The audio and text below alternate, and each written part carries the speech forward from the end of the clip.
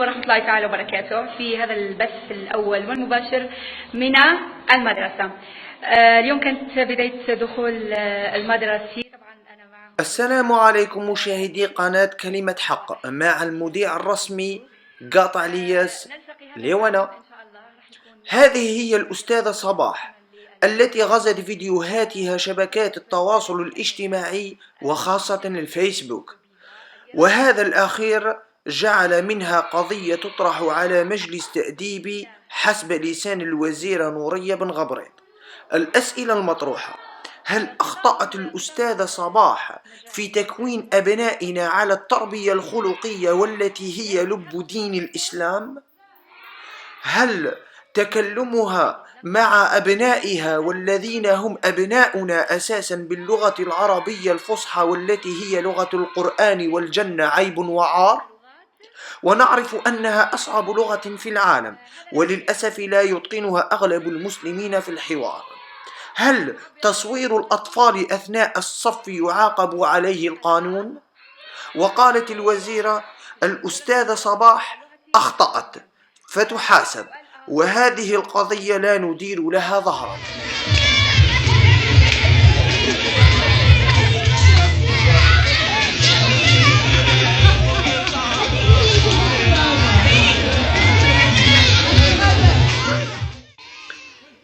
وللأسف يا سيدتي الوزيرة، لي بالتذكير من جهة أخرى نرى في سنة 2014 حفل دخول العطلة، عندما أرى تربية أبنائنا على 180 درجة، يعني الاتجاه المعاكس لأفكار الأستاذة صباح، لا أندم على كنيتي بقاطع الياس في الجزائر.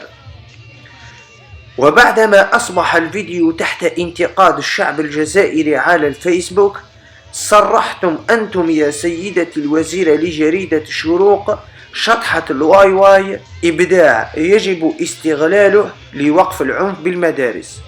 وصرح قاطع الياس متأسفا كلام الملاهي أو الكباريهات تسلية لأبنائنا والحد من العنف في المدارس. أعزائي المشاهدين، رسالة كوني مواطن جزائري ذو جنسية جزائرية أبا عن جد للوزيرة بن غبريط على مشروع الأستاذة صباح، ألا وهو التربية الخلقية، وهذا الأخير هو الذي يجب عليكم ألا تديروا له ظهركم.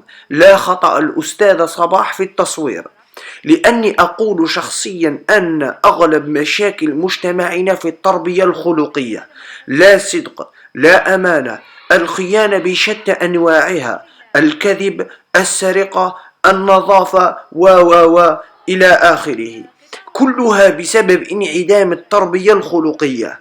ألح إليكم يا من في المناصب العليا أن تأخذوا المشروع بعين الاعتبار، وأن تجعلوه ترياق يغرس في هذا الجيل الذي لا ذنب له.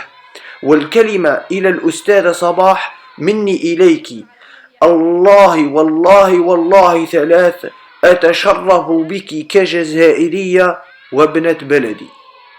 ولن نعبر بغير اللغة العربية. جيد، ولن نعبر بغير اللغة العربية. عزيزي المشاهد، نشكرك على حسن المشاهدة والإصغاء، وليصلك كل جديد لنا الشرف في دعمنا على صفحتي الفيسبوك واليوتيوب. قم بكتابة كلمة حق من قلب المجتمع الجزائري في خانة البحث، واضغط على زر إعجاب. وعلى اليوتيوب نفس الشيء، بكتابة كلمة حق من قلب المجتمع الجزائري في خانة البحث، واضغط على اشتراك.